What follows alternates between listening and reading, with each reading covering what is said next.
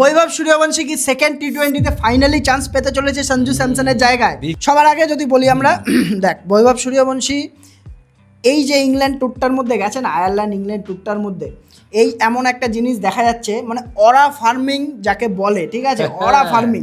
দূর দূর থেকে লোক আসছে দেখতে বৈভব সূর্যবংশীকে, এমনভাবে হাইপ ক্রিয়েট করে দিয়েছে যে ইন্ডিয়ান টিমের ড্রেসিং রুমে কোচ স্টাফেরা কিন্তু মানে পাগল হয়ে যাচ্ছে যে ওকে টিমে কি করে ঢোকাবো না আমরা, ঠিক আছে। এখানে কিন্তু বড় একটা ওদের কাছে রয়েছে।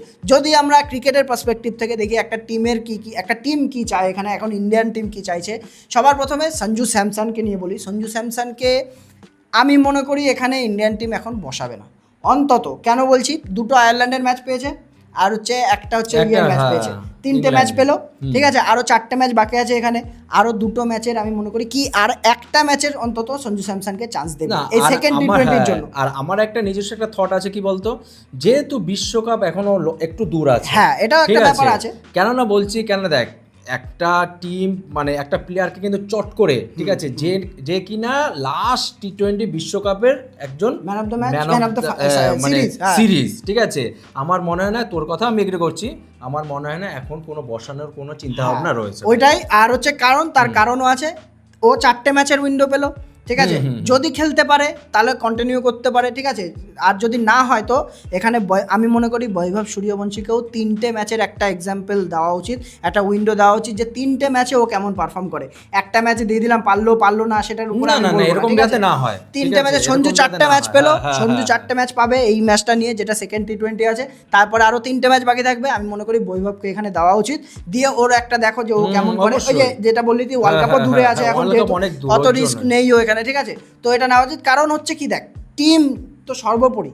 আমার এখানে প্লেয়ারদের, আমার একটা প্লেয়ার যে খুব বড় প্লেয়ার কিন্তু পারফর্ম করতে পারছে না, আমার টিমের উপরে তো আর সে যাবে না, তাহলে তাকে বসালেও যে এমন না যে তাকে পুরোপুরি বাদ দিয়ে দিচ্ছে, অন্তত তার জায়গায় আরেকজনকে আনা হচ্ছে যে হচ্ছে আমাকে টিমকে পারফর্ম করে দেবে। বৈভব সূর্যবংশী এখন ফর্মে রয়েছে, আমরা অলরেডি জানি, তাহলে বৈভব সূর্যবংশী কিন্তু সেই কাজটা করতে পারে।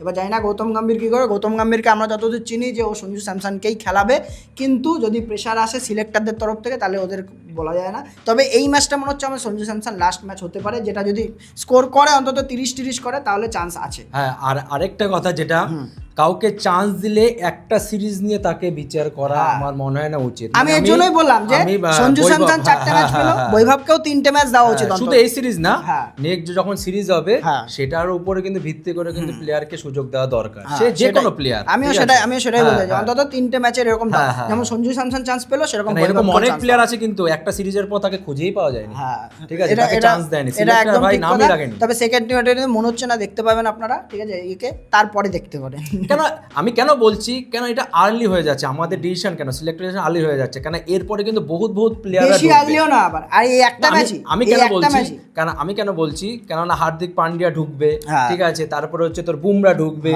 তারপরে আরো কেউ হয়তো ঢুকতে পারে, এখনো সেই আমরা সেই জায়গাটায় আসেনি, কিন্তু তাহলে এদের অবস্থা কিন্তু আরো মানে ব্যাক ফুটে চলে যাবে, ঠিক আছে। এর জন্য চান্স দিলে, হ্যাঁ চান্স দিলে এখনই দাও, এখনই সুযোগ আছে, দিলে এখনই দাও। তবে এই ম্যাচের মধ্যে পার্টিকুলারলি মোটামুটি খেলছে না, কিন্তু সঞ্জু স্যামসনই নাম অবশ্যই। হ্যাঁ, তো আপনাদের মতামতটাও জানান কমেন্ট করে, যে আপনারা জানি সবাই বলবেন বৈভবকে চান্স দেওয়া উচিত, কিন্তু সেন্সিবলি মানে ভেবে বলুন যে ব্যাপারটা, যে সঞ্জু স্যামসন আমরা যে লজিকটা দিলাম সেটাকে আপনারা আদৌ এটাতে এগ্রি করছেন কি করছেন না, সেটা আপনারা কমেন্ট করে জানাতে পারেন।